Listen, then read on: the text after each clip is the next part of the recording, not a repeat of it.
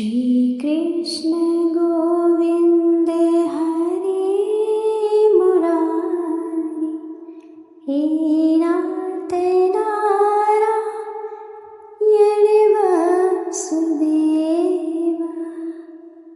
राधे राधे। श्री कृष्ण ने गीता में जो उपदेश दिए हैं वे जीवन की हर परिस्थिति में मार्गदर्शन करने वाले होते हैं। उन्होंने दुख, सुख, कर्म और धर्म के गुण अर्थों को सरल शब्दों में प्रस्तुत किया है।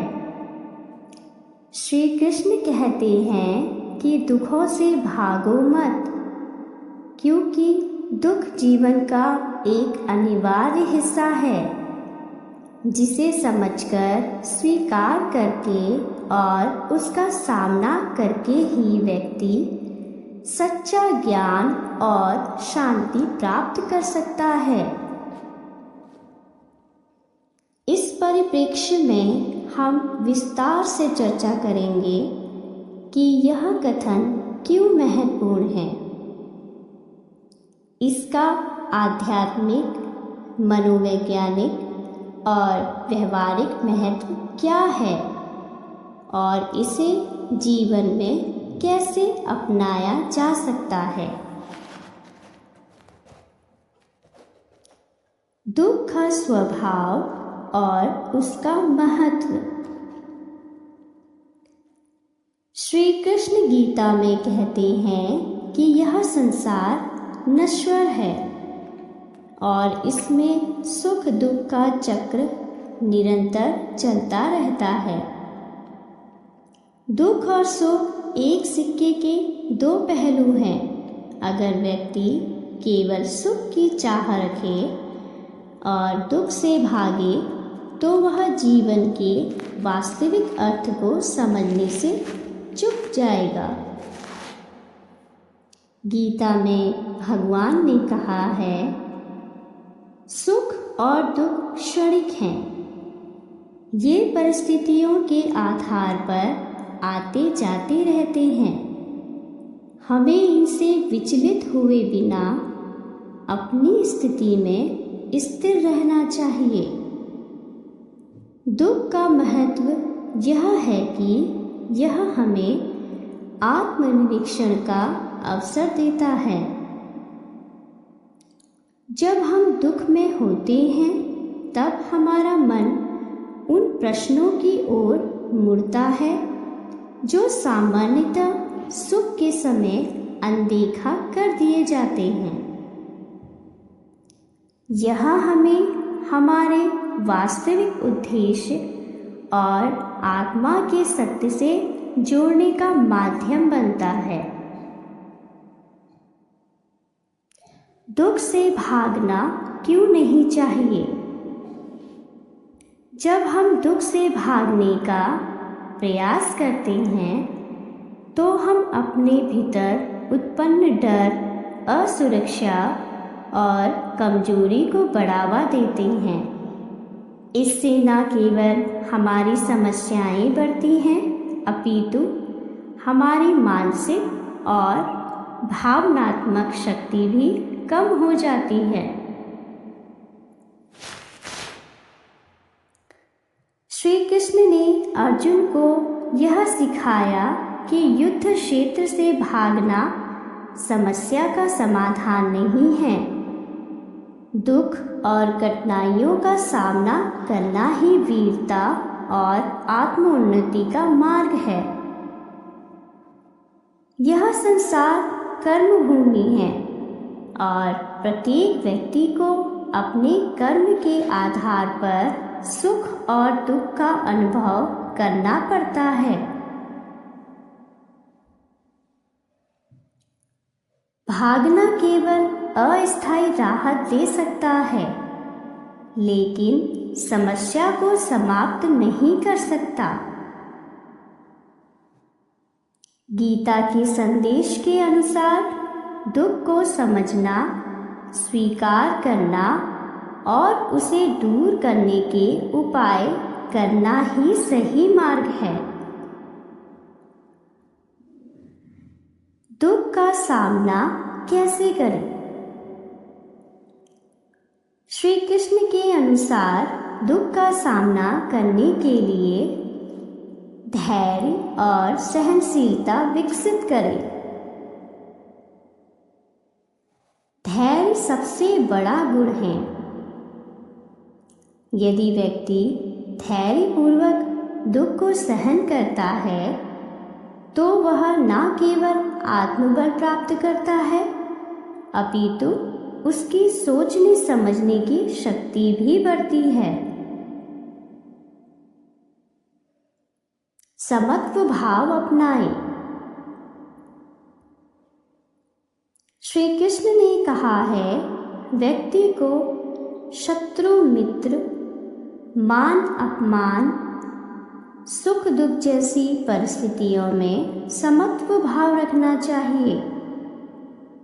यदि हम किसी एक पक्ष से अधिक लगाव रखते हैं तो दूसरे पक्ष से स्वाभाविक रूप से भय उत्पन्न होता है।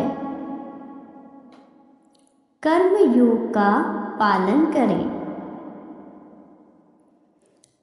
श्री कृष्ण ने गीता में स्पष्ट किया है, कर्म योग का संदेश दिया है।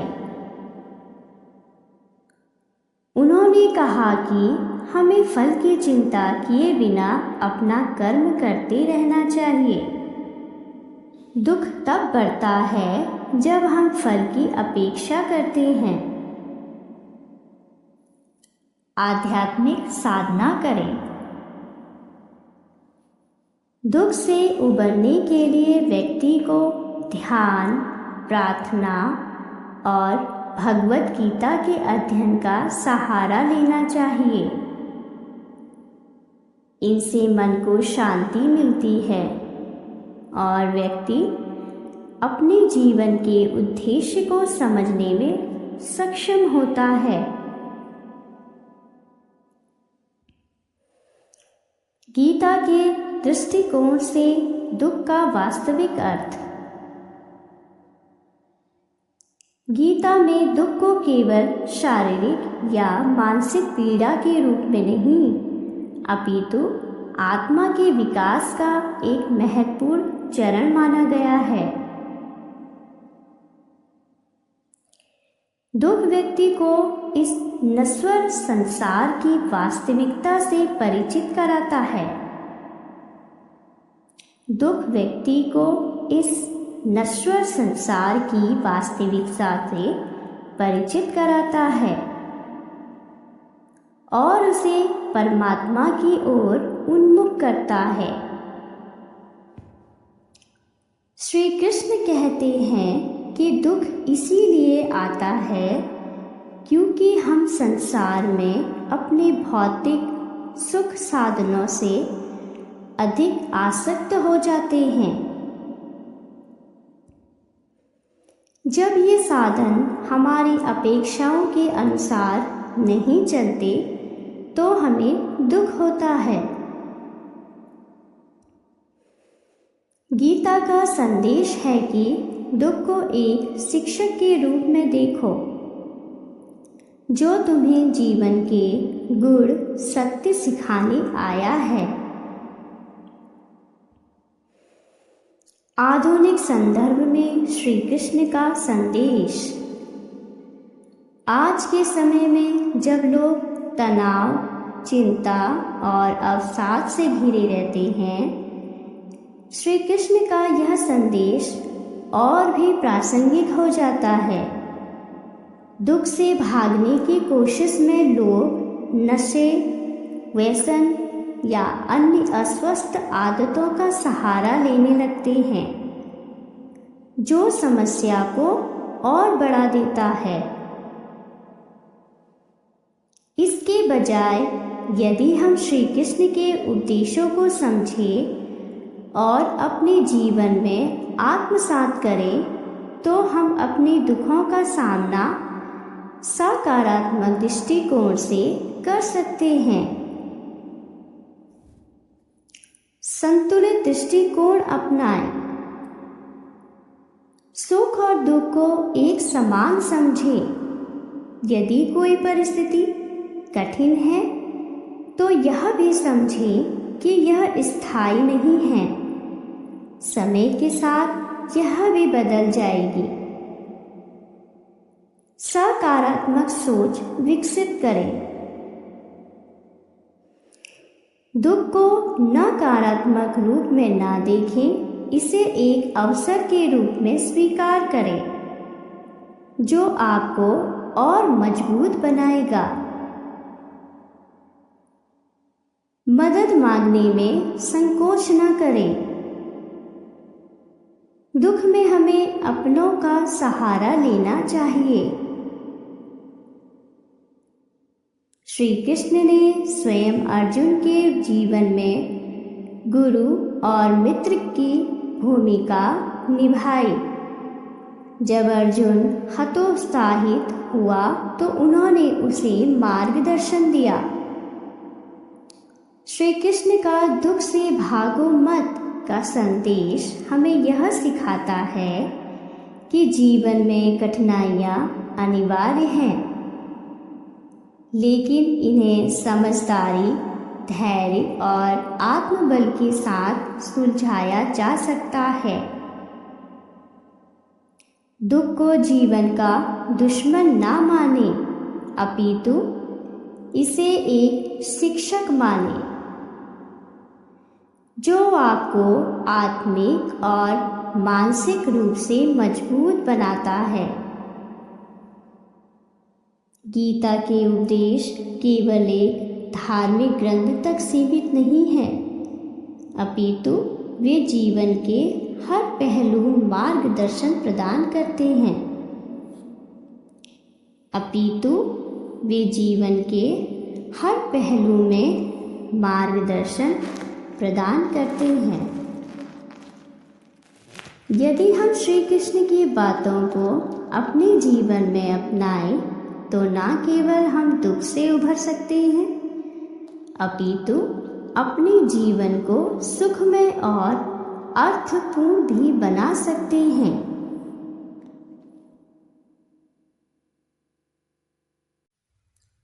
श्री कृष्ण के वचनों का गहरा प्रभाव मानव जीवन पर पड़ा है। उनके वचन केवल उपदेश नहीं, अपितु जीवन जीने की कला और कठिन समय में मार्गदर्शन का अद्भुत स्रोत है।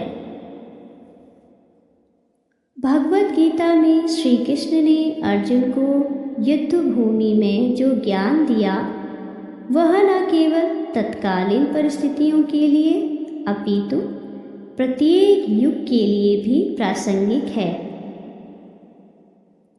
कठिनाइयों और दुखों का सामना करने के लिए उनके वचनों का विशेष महत्व है। यहाँ श्री कृष्ण के वचनों का सार प्रस्तुत किया गया है जो हमें जीवन की चुनौतियों से लड़ने की प्रेरणा देता है। धर्म का पालन करो और निष्काम कर्म करो। श्री कृष्ण कहते हैं, तुम्हारा अधिकार केवल कर्म करने में है, फल की चिंता मत करो।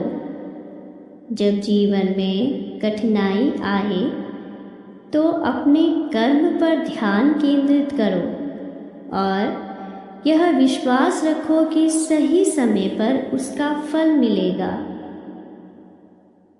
संसार में सुख दुख अस्थायी हैं। श्री कृष्ण कहते हैं, सुख और दुख जीवन के ऐसे पहलू हैं जो समय के साथ आते और जाते रहते हैं, इसीलिए इनसे विचलित नहीं होना चाहिए। जब हम इस सत्य को समझ लेते हैं तो दुखों का प्रभाव कम हो जाता है। आत्मा अजर अमर है। आत्मा न कभी जन्म लेती है और ना ही कभी मरती है। जीवन में यदि हम किसी प्रियजन को खो देते हैं तो ये समझना चाहिए कि आत्मा अमर है। वह केवल शरीर बदलती है, जैसे हम पुराने कपड़े छोड़कर नए कपड़े पहनते हैं। स्वयं पर विश्वास रखो। श्री कृष्ण ने अर्जुन को प्रेरित किया कि वह स्वयं पर विश्वास रखे। उन्होंने कहा, आत्मा के माध्यम से ही स्वयं को ऊपर उठाओ और अपने मन को कमजोर मत होने दो। यह वचन हमें प्रेरित करता है कि कठिनाई के समय आत्मबल का सहारा ले। मन को नियंत्रित करो। योगस्थः। श्री कृष्ण ने अर्जुन को यह उपदेश दिया कि मन को स्थिर और नियंत्रित करके कर्म करो। चिंता और भय मन के अस्थिर होने के कारण उत्पन्न होते हैं। यदि हम अपने मन को योग और ध्यान के माध्यम से नियंत्रित करें तो कठिनाइयों का सामना करना आसान हो जाता है। मोह और माया से मुक्त रहो। श्री कृष्ण ने कहा कि मोह से मुक्त होकर अपने धर्म और कर्तव्य का पालन करना ही सच्ची विजय है। हर परिस्थिति में भगवान का स्मरण करो। श्री कृष्ण ने कहा है कि जो व्यक्ति हर समय मुझे स्मरण करता है वह हर कठिनाई को पार कर जाता है। जब भी जीवन में दुख या परेशानी आए, भगवान का ध्यान करना चाहिए। सच्चे मित्र बनो। श्री कृष्ण ने कहा कि हमें सभी के साथ मित्रवत व्यवहार करना चाहिए। कठिन समय में दूसरों का सहारा बने और स्वयं भी सहारा प्राप्त करें। क्षणिक सुखों के पीछे मत भागो। श्री कृष्ण ने कहा कि असली आनंद केवल आत्मिक शांति और संतोष में है। संघर्ष और जीवन का हिस्सा मानो। संघर्ष को जीवन का हिस्सा मानो। श्री कृष्ण ने अर्जुन को सिखाया कि संघर्ष जीवन का हिस्सा है। कोई भी व्यक्ति कर्म किए बिना नहीं रह सकता। हमें संघर्ष से घबराना नहीं चाहिए, अपितु इसे सकारात्मक रूप से लेना चाहिए। समता का भाव अपनाओ। श्री कृष्ण कहते हैं कि जो व्यक्ति सुख और दुख में समान भाव रखता है वह सच्चा ज्ञान प्राप्त करता है। आशा मत छोड़ो। हर परिस्थिति में आशा बनाए रखो और भगवान पर विश्वास करो। जीवन में कोई भी कठिनाई स्थायी नहीं होती। स्वयं को कर्ता ना मानो।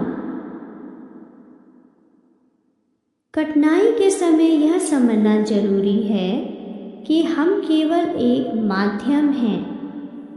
सृष्टि के नियम और भगवान की कृपा से ही सब कुछ होता है। धैर्य और संयम बनाए रखें। श्री कृष्ण ने कहा, धैर्य और संयम से ही मनुष्य अपने कर्मों में सफल हो सकता है।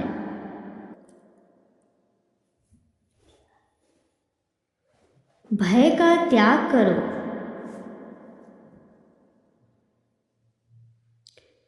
जो व्यक्ति भगवान के शरण में आता है वह किसी भी भय से मुक्त हो जाता है।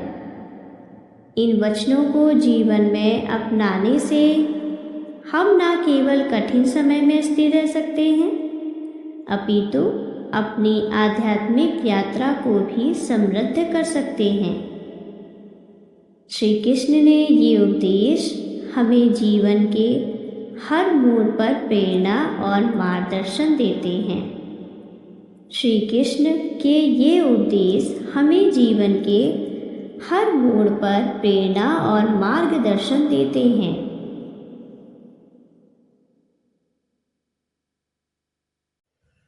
आइए मैं इससे संबंधित कुछ कहानी सुनाती हूँ। अंधेरे से उजाले तक का सफ़र, जीवन का संघर्ष।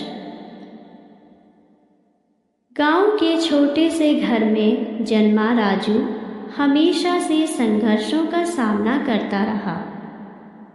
उसके पिता एक मजदूर थे और माँ घर संभालती थी। गरीबी उनकी जिंदगी का हिस्सा थी। पढ़ाई के लिए पैसे नहीं थे, लेकिन राजू की आंखों में बड़े सपने थे। एक दिन गांव में एक शिक्षक आए जो गरीब बच्चों को मुफ्त में पढ़ाते थे। राजू ने इस मौके को हाथ से नहीं जाने दिया। वह दिन रात मेहनत करता, दूसरों के खेतों में काम करता और बदले में कुछ पैसे जुटाकर अपनी किताबें खरीदता। पहले कदम की शुरुआत। राजू का सपना इंजीनियर बनने का था। उसने अपनी 12वीं की परीक्षा अच्छे अंकों से पास की और एक स्कॉलरशिप के लिए आवेदन किया। लेकिन जब रिजल्ट आया तो पता चला कि स्कॉलरशिप किसी और को दे दी गई है। यह उसके लिए बड़ा झटका था। राजू ने हार नहीं मानी। उसने मजदूरी करके पैसे जुटाने की ठानी। उसने कॉलेज में दाखिल लिया और साथ साथ एक दुकान में काम करने लगा। हर रात थकान के बावजूद वह अपनी पढ़ाई के लिए समय निकालता। कठिनाइयों का सामना। कॉलेज में पढ़ाई के दौरान उसे कई बार अपमान सहना पड़ा। अमीर सहपाठी उसकी गरीबी का मजाक उड़ाते, लेकिन राजू ने इन सबको अपनी प्रेरणा बना लिया। उसने सोचा, मैं एक दिन अपनी मेहनत से ऐसा मुकाम हासिल करूँगा कि दुनिया मेरा नाम लेगी। परीक्षाओं के दौरान राजू ने एक कठिन प्रोजेक्ट पर काम किया। उसके पास उपकरण खरीदने के लिए पैसे नहीं थे, तो उसने पुराने सामान से अपने उपकरण तैयार किए। जब उसका प्रोजेक्ट प्रस्तुत हुआ तो सभी ने उसकी तारीफ की। सफलता का सूरज। 4 साल की मेहनत और संघर्ष के बाद राजू ने अपनी डिग्री पूरी की। उसने एक बड़ी कंपनी में नौकरी के लिए आवेदन किया। इंटरव्यू के दौरान जब उससे पूछा गया, आपकी सबसे बड़ी ताकत क्या है, तो उसने कहा, मेरी ताकत है मुश्किलों में भी हार ना मानना। उसके जवाब और मेहनत ने इंटरव्यू पैनल को प्रभावित किया। उसे नौकरी मिल गई।